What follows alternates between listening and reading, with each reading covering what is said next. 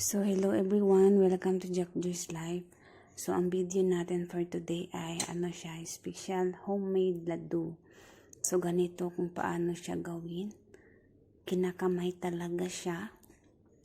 At saka ginagawa ito ng aking biyanan para kainin ko raw sa araw-araw dahil nga itong ladu na ito ay makakakuha ka ng maraming sustansya, protina, yung mga ganyan. At ang mga ingredients nito? Cashew nuts, walnuts, and then the raisins. Napakaraming ingredients nito. Yung mga kulay-kulay na, ibang kulay na liso, yung mga ganyan. So, pininiwalaan na dito sa India na kapag papanganak mo lang ay ito ang iyong kakainin dahil nga makakakuha ka ng dagdag lakas nito. So, 1 ladu per day lang dahil nga kapag sobra ang iyong nakain ay hindi na siya good for your health. Too much na siya kasi nga dahil sa kanyang ingredients. So, yung ganyan.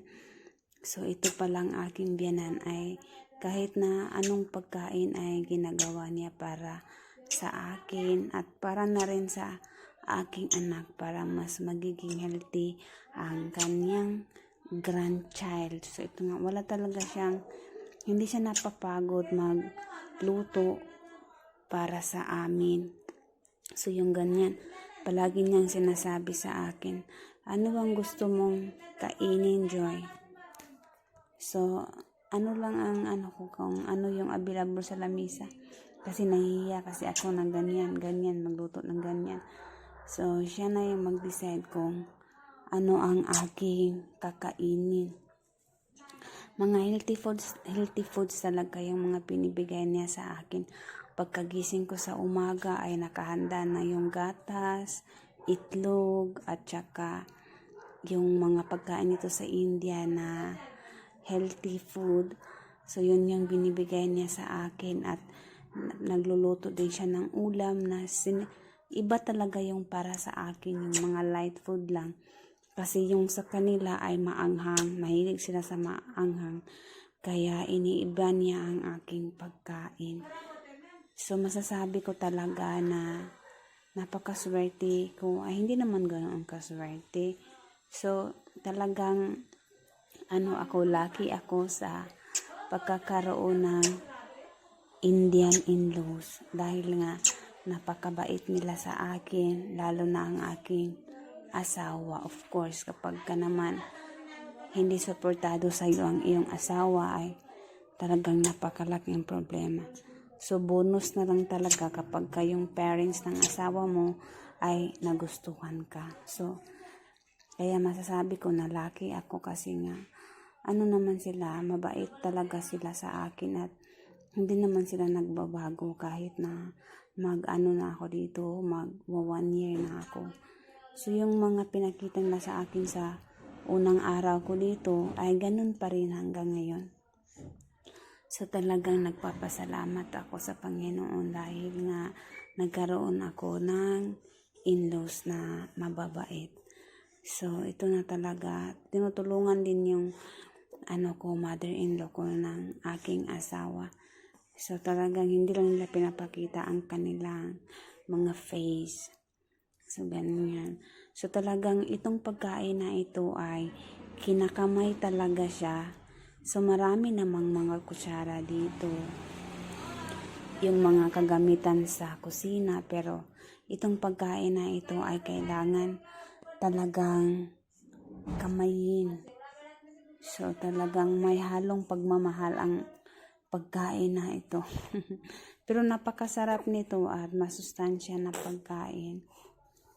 So, bihira lang naman yung mga mother-in-laws na mag-i-effort para sa kanilang daughter-in-law. So, ito kinakain ko talaga. Masarap siya talaga. Lalo na kapag ka nasanay ka. At first talaga ay hindi mo magugustuhan. Pero kapag ka tumatagal ka na sa bansa, ay talagang hanapin mo na rin yung pagkain nila.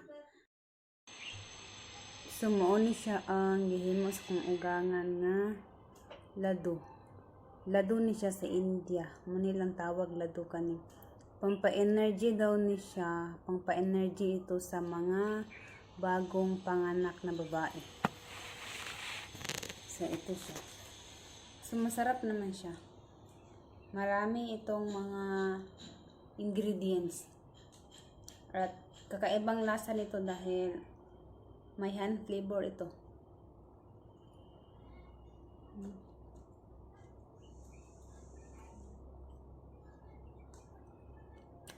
So, iba talaga pag may hand flavor. Sobrang sarap. So, dito kasi sa India, parang kasanayan na nila ang magkamay. Pero napakarami din naman kutsara dito.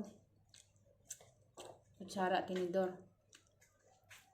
Pero wala talagang ibang paraan sa paggawa ng lado. So, talagang kinakamay siya. Naghugas naman ng kamay ang aking ina. Alam niyo, pagkagising ko sa umaga, hinahanda na niya ang aking pagkain. Kumain ka na, Joy. Mag-toothbrush ka na, Joy. Yung mga ganyan. Magbihis ka na. Yun. Siya na yung kukuha sa bata. Ganun-ganun. Gaganta-kanta siya. So, yun. So, napakaswerte ko sa aking ganan. Yung parents-in-law. Palangga mo ko nila. Walang halong biro. Walang halong kaplastikan. Kaya, mula nung dumating ako dito, hanggang ngayon ay talagang ganyan pa rin yung trato nila sa akin. Walang pagbabago. Lalo na ngayon na nagkakaanak na kami ng aking asawa.